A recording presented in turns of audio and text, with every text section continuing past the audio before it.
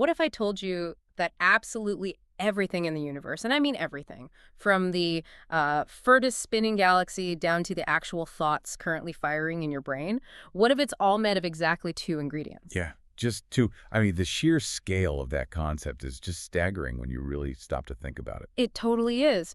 And what if ancient texts basically mapped out this unified field of reality thousands of years before modern physics even had a name for it? That's the part that really gets people, I think.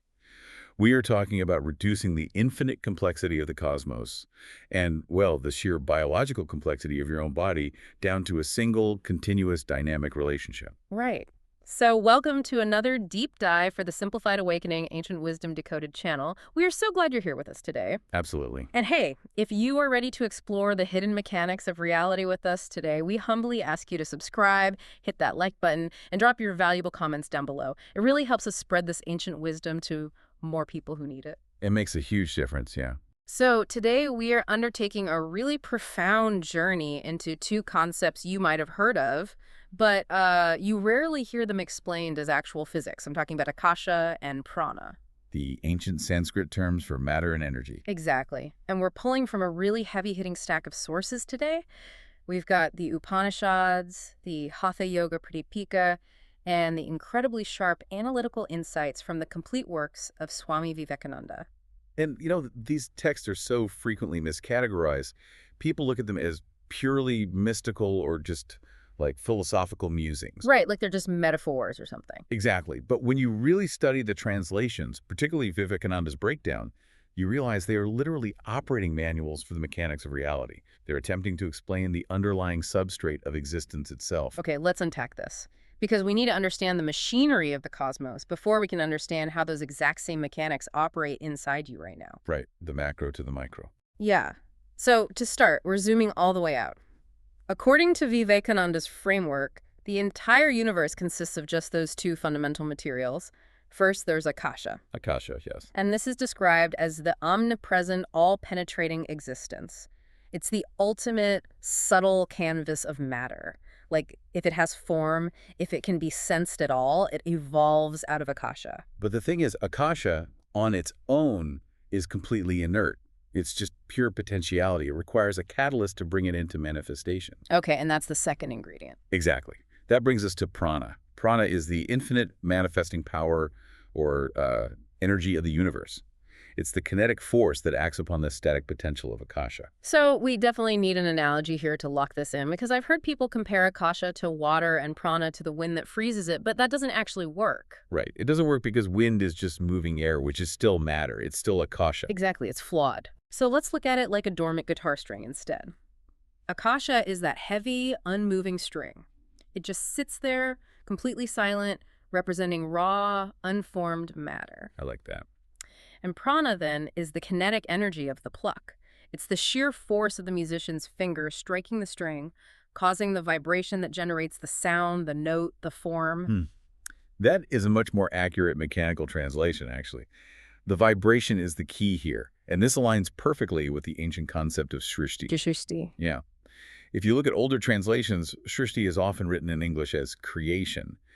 But Vivekananda vehemently argues that a better, more scientifically accurate translation is projection. Oh, projection, not creation. Right, because the universe isn't created out of nothing. That violates the fundamental laws of reality as they understood it. The process is entirely cyclical. Which mirrors our modern laws of the conservation of mass and energy, right? Like energy cannot be created or destroyed, it only changes form. Precisely the point. So in the beginning of a cosmic cycle, Akasha is entirely motionless. The guitar string is totally silent. Just waiting. Exactly. Yeah. Then prana strikes it. That cosmic kinetic energy begins to vibrate, lashing the Akasha into all the various forms, elements, and complex structures we experience. The planets, the stars, the trees, your physical body. They're all just different frequencies of that vibrating string. Yes. And at the end of a cosmic cycle, this process of evolution reverses into involution. Meaning the vibration slows down? It slows down until all those solid forms basically melt back into the unformed, silent Akasha. All the complex forces we observe, gravity, magnetism, the strong and weak nuclear forces, they all resolve back into their simplest, unmanifested state, which is dormant prana. Wow. And it waits there, quietly, until the next cycle of projection begins. Wait, okay, I'm struggling with the boundary issue here, though. If everything is just the string and the pluck, how do we actually separate the two in reality? What do you mean? Well, because when I look at a rock sitting on the ground, it looks purely like Akasha. It's just dead matter. But quantum mechanics tells us that rock is actually buzzing with atomic energy, right? Its electrons are moving at terrifying speeds. Right. It's highly active at the microscopic level. So where does the string end and the vibration begin, if the vibration is what makes the note exist in the first place? This raises an incredibly important question. And it's actually the central paradox that Vivekananda addresses with such clarity. Yeah. He points out that dividing the universe into Akasha and Prana is ultimately a mental convenience for us. A convenience, so they aren't separate. In truth, it's a cosmic seesaw. Think about how we're forced to define them. Force is simply that which moves matter, and matter is simply that which is moved by force. Oh, wow. They define each other through their interaction. You literally cannot isolate them. You cannot isolate them in the manifested universe. They're inextricably linked. It's a continuous, infinite loop of cause and effect until they both eventually dissolve back into their ultimate source. Which is what? Well, the ancient texts describe this ultimate source, the thing beyond the physical and energetic, as the universal mind, or pure, undifferentiated consciousness.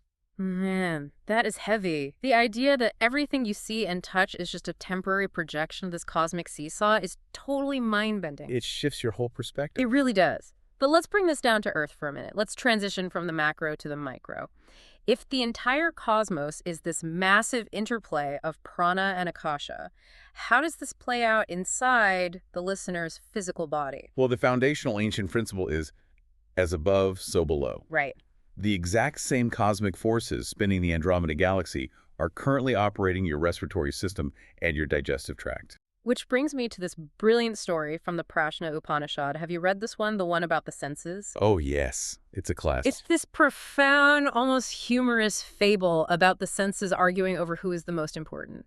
You've got speech, vision, hearing, all puffing their chests out, claiming they are the ones holding the human body together and giving it purpose. Everyone wants to be the boss. Exactly. So prana, the vital force itself, decides to teach them a lesson. Prana simply makes as if it intends to leave the body. It just starts to rise up to depart. And chaos ensues. Complete panic. The moment it moves, all the other senses suddenly realize they're being dragged out right along with it. The Upanishad uses this vivid image, saying it's just as bees go out when their queen goes out and return when she returns. It perfectly illustrates the biological hierarchy. The sensory organs, the physical structures, even the neurological pathways of the mind. They are entirely dependent on the underlying vital force. Right. And we really should bypass the basic misconception right here. Anyone who has studied these texts knows prana is not just oxygen. It is not just the air moving in and out of your lungs. Breath is just the symptom. It's like the exhaust pipe of the engine, not the engine itself. That is a great way to frame it. Breath is merely the outermost, grossest physical manifestation of the vital force. To really understand how prana operates the biological machine, the Prashna Upanishad breaks down how this single, unified cosmic energy divides itself fivefold. To manage different physiological functions. Right. Exactly. These are known as the five pranas, or the five vital vayus. Prana, apana, vyana, samana, and udana. And the text uses another analogy for this, stating that just as a king appoints specific officers to rule over different bluffages and oversee different sectors of his kingdom, the central vital force assigns these 5 specific frequencies of energy to govern the sectors of your body. Yeah, and if we break down the mechanics of those officers, it's actually a highly sophisticated view of human biology. Walk us through them. What's the first one? The first is the specific energy moving inward and upward, controlling your intake, and not just of air, but of sensory input and neurological data. That is called prana vayu. It's the receptive force. Okay, so pranavayu is the intake officer. Right. Then you have its polar opposite, which is apana. This is the downward and outward moving energy. It controls excretion, cellular waste elimination, and reproduction. So you have the intake officer and the elimination officer.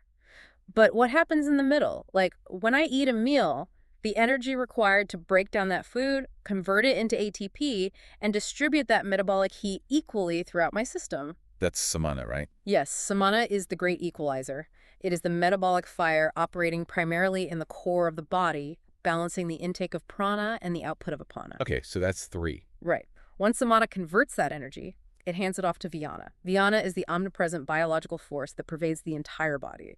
It regulates your blood circulation, the movement of your joints, and the pervasive network of your nervous system. So it ensures the whole system operates as a unified entity. Exactly.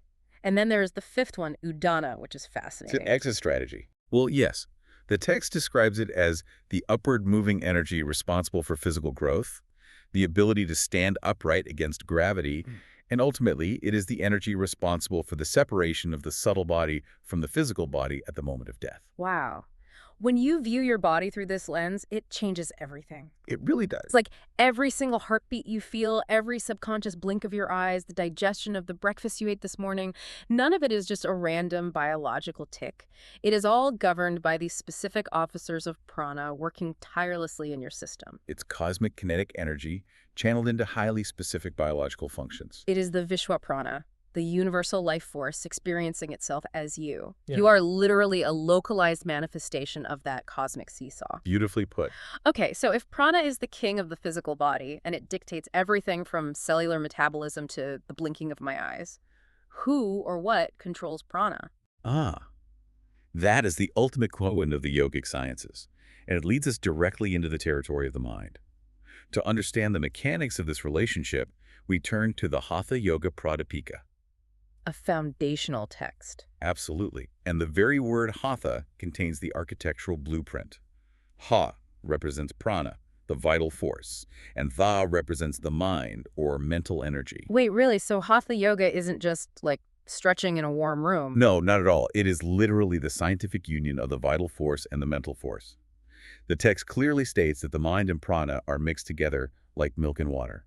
Like milk and water, so you can't easily separate them once they're combined. Exactly. They're completely intertwined in their activities. Yeah. Where there's pranic movement, there is consciousness. Yeah. Where there's a shift in consciousness, there is a corresponding shift in prana. So where one goes, the other absolutely must follow. Yes. If your breath is erratic, your mind is erratic. If your mind is still, your breath becomes still. Here's where it gets really interesting. Because Swami Vivekananda shared this captivating story to illustrate exactly how we can use this milk and water connection to our advantage. The story of the imprisoned minister. Yes. Let's break this down for everyone listening because it's so good. There's this brilliant minister who falls out of favor with his king, and the king locks him up at the very top of a massive, impossibly high tower, just leaving him there to perish. A terrible fate. Right. But the minister's clever wife comes to the bottom of the tower at night. She needs to get a heavy rope up to him so he can climb down, but she obviously can't throw a heavy rope hundreds of feet straight up into the air. It's physically impossible. So she has to start with the smallest possible connection.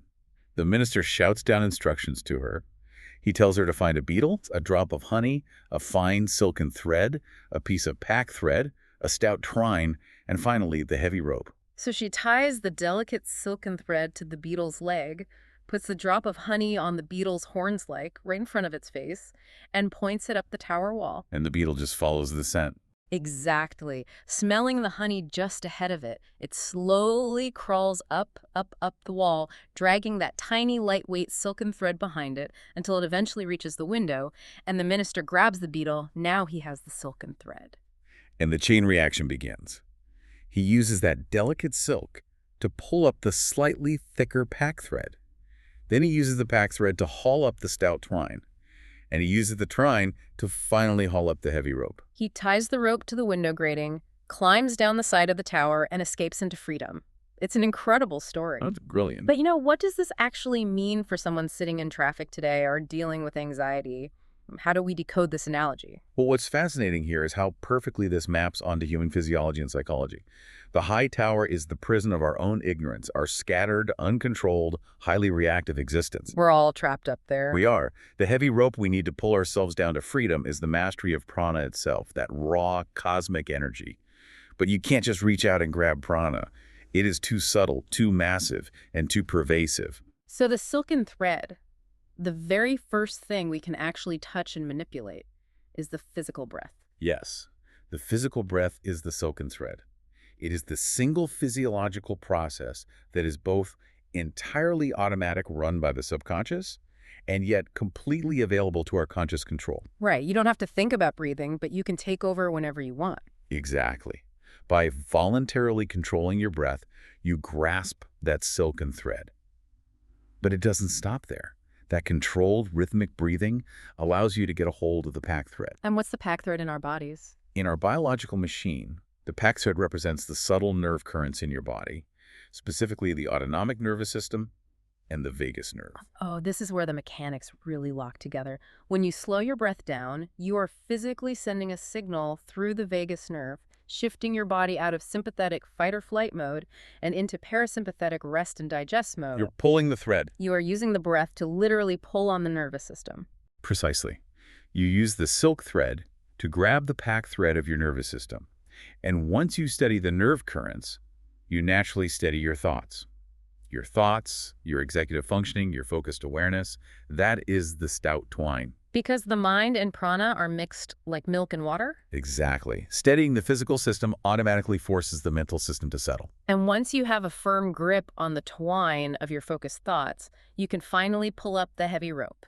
You are no longer reacting to the world. You're consciously directing the raw, cosmic energy of prana itself. And by mastering prana, the practitioner escapes the tower. Wow. It completely redefines what a practice like pranayama actually is. It does. Today, it is widely misunderstood as merely breathing exercises. You know, just a tool to relax for 5 minutes before you go to sleep. Or something you do at the end of a yoga class. Right. But as these ancient texts reveal, the breath is merely the entry point. The ultimate goal is the science of capturing and directing the kinetic energy of reality itself. So what does this all mean for you listening right now? Why should you dedicate time to mastering the silken thread? Well, the Hatha Yoga Pradipika actually compares this entire process to alchemy. Alchemy. Like turning lead into gold. Exactly. During the Middle Ages, alchemists desperately tried to transmute base metals, like heavy, dense lead, into pure, radiant gold. The yogic texts state that this alchemy is entirely real, but the laboratory is not external. The crucible is internal. So the lead and the gold are already inside us. They are. Our base instincts, our scattered thoughts, our raw, unrefined emotions, our highly reactive nervous systems, those are the heavy, dense lead. Makes sense. By manipulating prana through the breath and the focused mind, a practitioner acts as an internal alchemist. They subject those dense, chaotic energies to the fire of focused awareness, transmuting them into the pure gold of cosmic consciousness. That is incredibly empowering. It means you're not just a passive observer of your own life, waiting to react to whatever happens next. No, you have agency. Right. When you feel anxious or just overwhelmed by the sheer velocity of the modern world, it often feels like you're a tiny boat being violently tossed around in a tempest. But understanding Akasha and Prana gives you the manual to the ship. It reveals the ultimate truth. The tempest outside your body is made of the exact same kinetic force as the energy inside your body.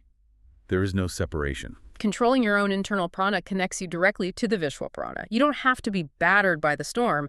By grabbing that silken thread of your breath, you actually have the ability to grasp the wheel.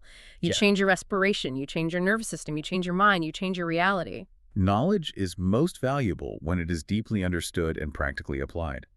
And the application here shifts your entire relationship with your own biology.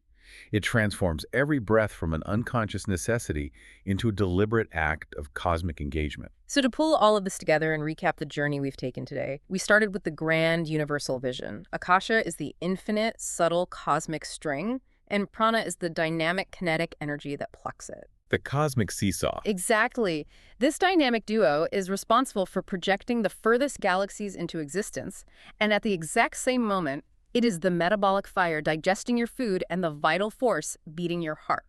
They are one and the same. And by consciously mastering the physical breath, that delicate, accessible silken thread, you begin the alchemical process of mastering your nervous system, your mind, and ultimately the vital force itself. If we connect this to the bigger picture, I'm going to leave you with a final thought to mull over. Right now, modern physics is spending billions upon billions of dollars building massive, miles-long particle accelerators like CERN. Searching for the God particle, basically. Right, desperately searching for a single unified field theory, a way to mathematically connect all energy and matter, gravity and quantum mechanics into one elegant, flawless equation. Looking for it outside. Yes. Yet thousands of years ago, the ancient seers concluded that the ultimate laboratory for discovering this unity isn't external, it's internal. What if the deepest secrets of the universe aren't hiding out there in the stars, but are waiting to be discovered right now in the silent, conscious spaces between your very next breath. Man, that is a profound thought to carry with you today. Thank you so much for joining us on this custom deep dive, created exclusively for the Simplified Awakening Ancient Wisdom Decoded channel. It's been a pleasure. If this exploration completely shifted your perspective on matter, energy, and the power of your own breath, please remember to subscribe, drop a like on this video, and leave a comment down below with your biggest aha moment from today's discussion. We truly love reading your insights and seeing how this wisdom impacts your life. Until next time, keep seeking, keep breathing, and keep decoding the wisdom within.